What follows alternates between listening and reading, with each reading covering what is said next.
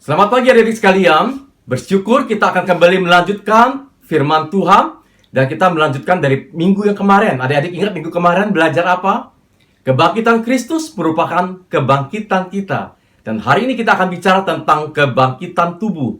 Ayo kita buka Alkitab kita, diambil dari 1 Korintus pasal 15.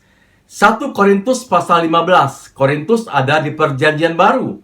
1 Korintus pasal 15 ayat 51 sampai 52. Langsung bacakan dan kalian simak baik-baik.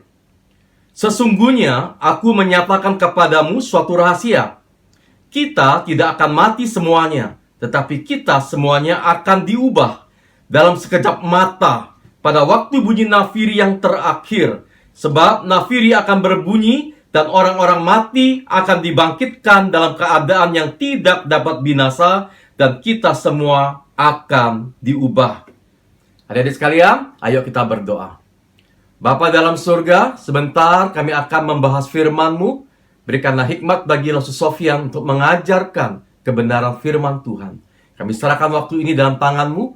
Di dalam nama Tuhan Yesus Kristus, Juru Selamat kami yang baik, kami berdoa. Amin.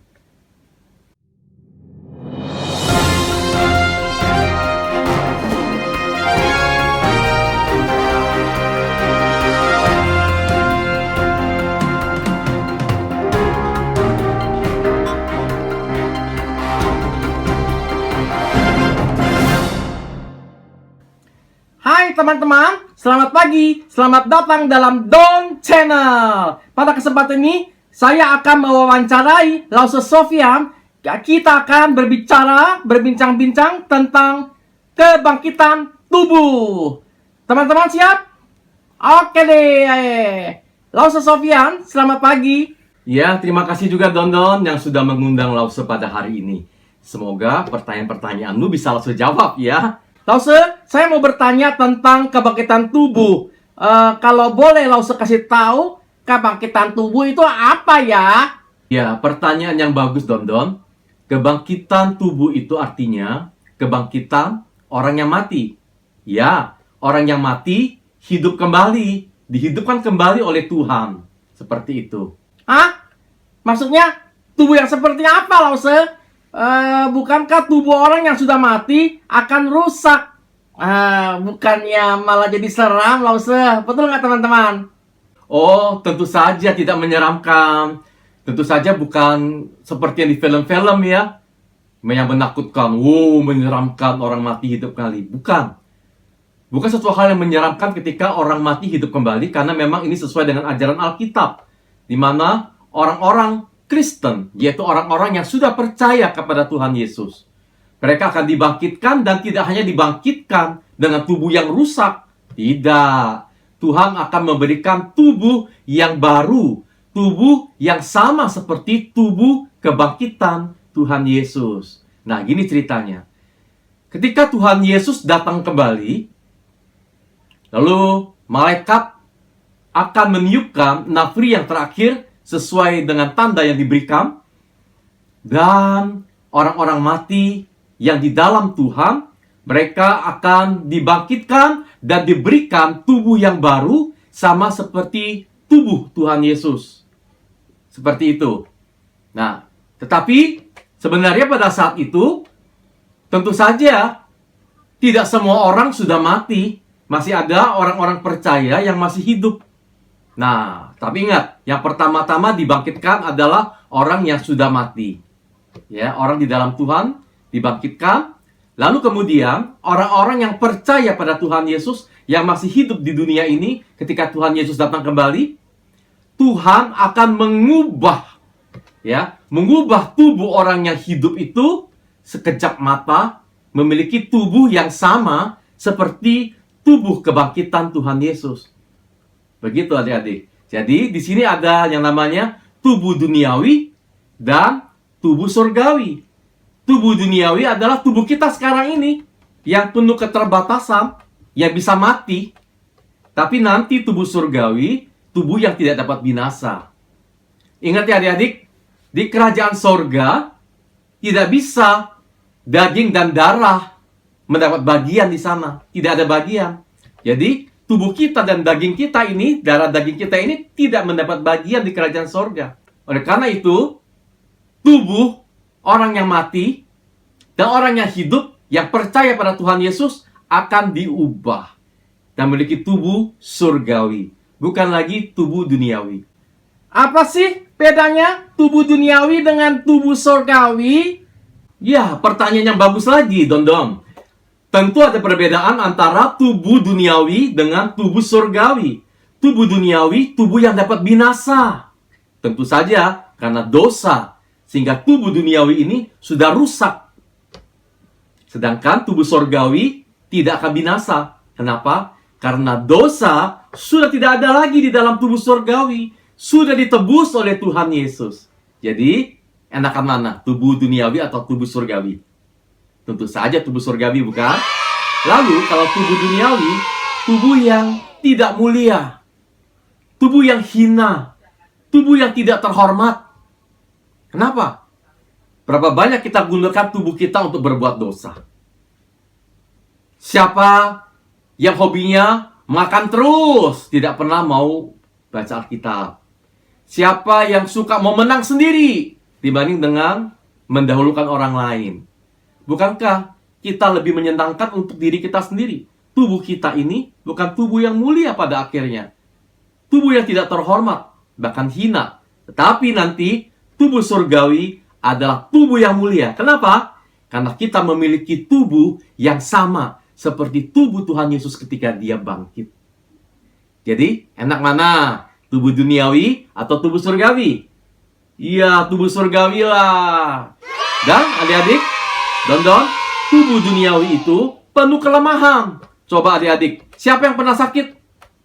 Siapa yang pernah luka? Siapa yang pernah kelaparan? Kelaparan sih belum ya, lapar. Siapa yang pernah capek? Tubuh duniawi ya seperti ini. Dan bahkan seringkali dalam kelemahan tubuh seseorang, akhirnya kita tidak melakukan firman Tuhan. Karena penuh dengan kelemahan. Tetapi beda kalau tubuh surgawi. Tubuh surgawi penuh dengan kekuatan. Luar biasa bukan? Jadi enak mana? Tubuh duniawi atau tubuh surgawi? Iya, tubuh surgawi lah. Jadi tonton, adik-adik sekalian, kalian sekarang mau punya tubuh duniawi atau tubuh surgawi? Iya, sekarang ini kita punya tubuh duniawi. Kita belum bisa memiliki tubuh surgawi. Nanti kita akan punya tubuh surgawi. Kapan? Waktu Tuhan Yesus datang kembali.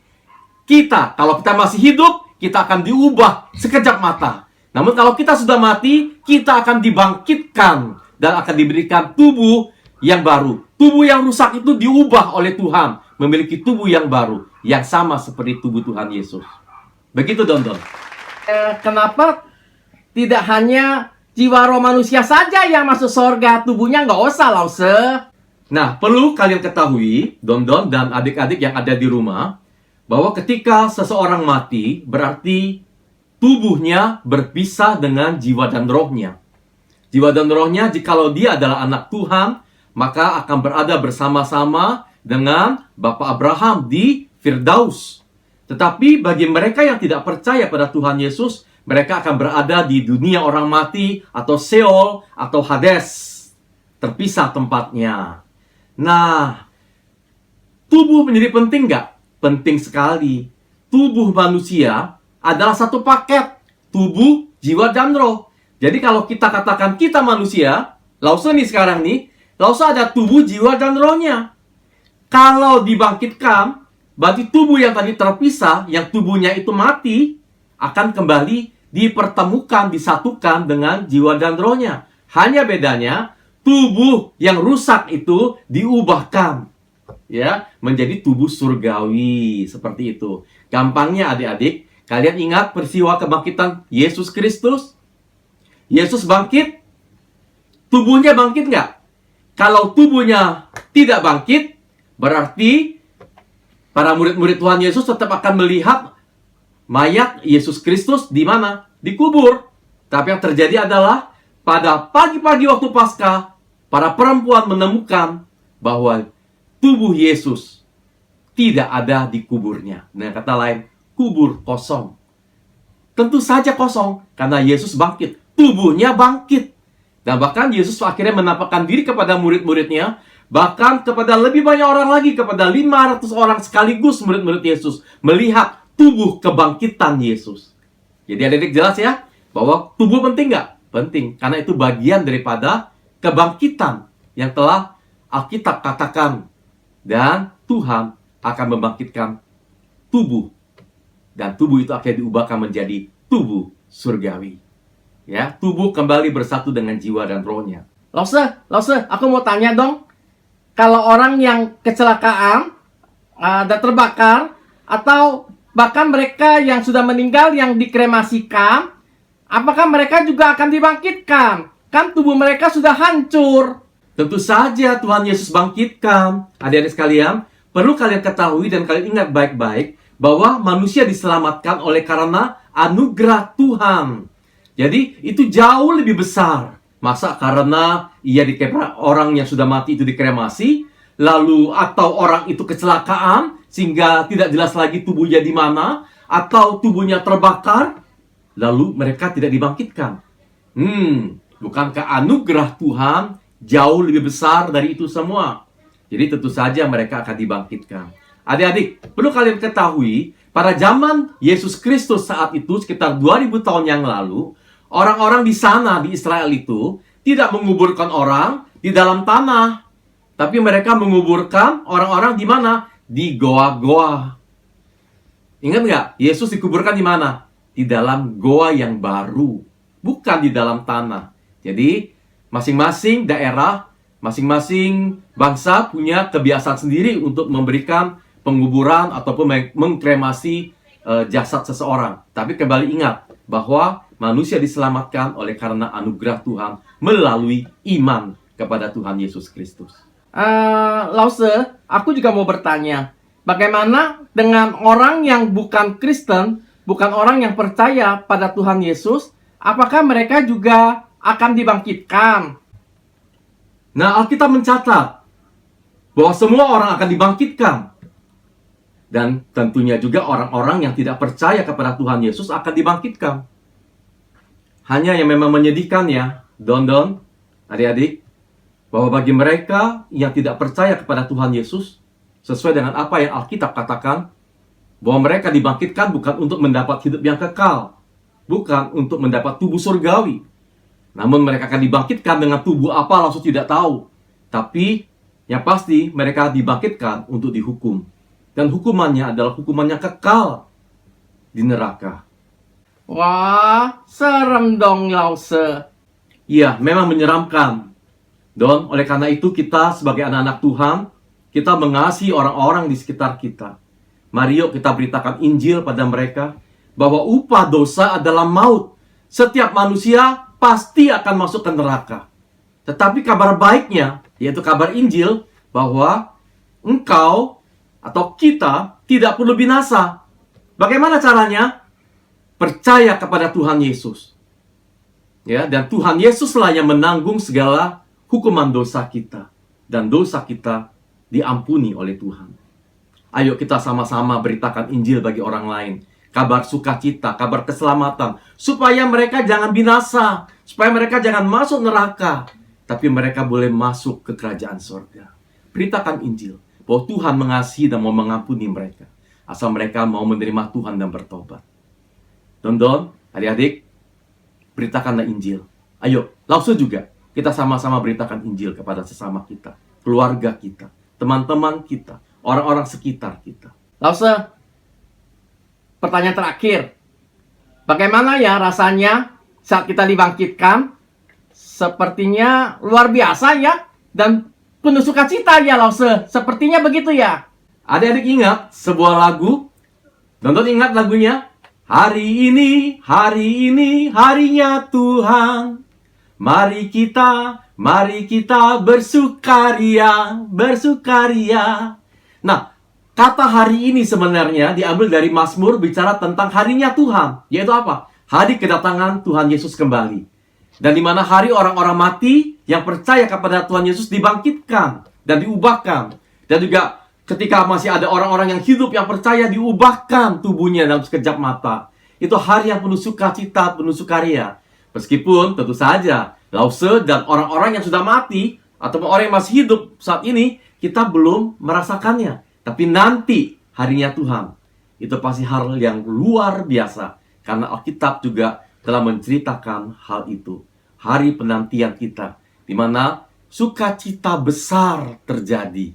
Namun, bagi orang-orang yang tidak mengenal Tuhan, bagi orang-orang yang menolak Tuhan Yesus, itu merupakan hari yang sangat menakutkan.